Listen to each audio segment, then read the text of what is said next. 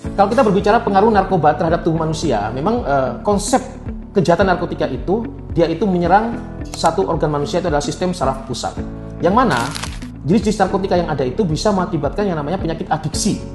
Atau kalau definisi daripada adiksi adalah chronic relapse brain disease. Penyakit kronis pada otak yang sifatnya kambuhan. Nah, karena itulah kejahatan narkotika ini disebut dengan proxy war, yaitu merupakan sebuah kejahatan modern yang mana musuhnya itu tidak tampak tetapi kerusakan terjadi, dan ini merupakan sistem pelemahan sumber daya manusia karena sistem saraf pusat yang dirusak, mulai dari analisa, logika berpikir, daya memori, dan sejenisnya. Dan itu bisa kita bayangkan kalau anak-anak usia produktif, anak SD, SMP, SMA sudah terpapar dengan narkotika, sistem saraf pusatnya rusak, apa yang akan terjadi? Bonus demografi kalau diisi dengan anak-anak yang sistem saraf pusatnya itu rusak, bukan Indonesia emas yang kita dapatkan, melainkan sebuah musibah besar yang akan terjadi.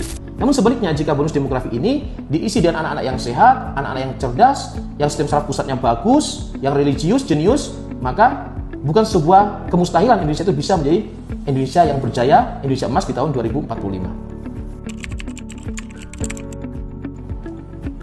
Memang di luar sana itu banyak, kami sering bertemu dengan penyalahguna, khususnya saat kami melakukan asesmen medis. Sejak tahun 2015 sudah kami lakukan sampai tahun 2025 ini, kurang lebih 10 tahun lebih lah. Dan sudah ribuan pasien yang kita tangani terkait dengan narkotika. Banyak mereka menyampaikan, saya pakai narkotika untuk menambah dukungan saya supaya saya semangat bekerja. Supaya saya, kalau mungkin golongan-golongan yang mendapatkan inspirasi dan sebagainya, saya pakai ganja untuk mendapatkan ide yang cemerlang. Saya pakai sabu supaya saya itu bisa ngelembur yang berjam-jam. Ya memang itu efek di saat pemakaian. Namun yang perlu diketahui di situ adalah selesai efeknya itu habis, ya kan, muncul yang namanya karena keseringan pakai. Karena gini Bapak Ibu sekalian, orang pakai narkotika itu tidak ujuk-ujuk menjadi pecandu. Pertama itu diawali dengan yang namanya coba pakai. Coba pakai itu pakai narkotika karena ingin tahu rasanya, diajak oleh temannya atau bahkan dijebak oleh temannya. Nah, jika yang coba pakai ini atau kategori ringan ini tidak segera kita rehabilitasi, dia akan naik kelas ke yang namanya teratur pakai.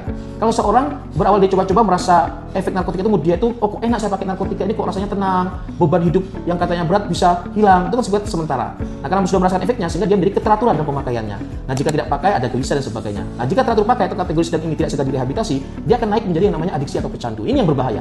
Nah, efeknya apa? Efeknya jika dia sudah masuk kepada adiksi atau kecanduan, kalau dia tidak pakai narkotika sebentar saja, 1 hari saja, badan terasa nyeri semua, sakit semua badan ini. Ibarat kata seperti mau sakratul maut, sehingga mau tidak mau dia harus pakai narkotika untuk menghilangkan rasa sakitnya tersebut. Itu yang paling berbahaya.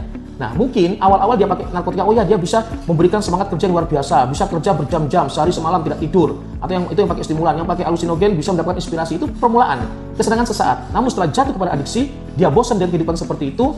Dia seperti robot, kalau nggak dikasih narkotika dia nggak bisa kerja, kalau nggak dikasih narkotika dia tidak bisa semangat. Itu sebuah musibah. Nah, yang adiksi inilah yang harus kita cegah.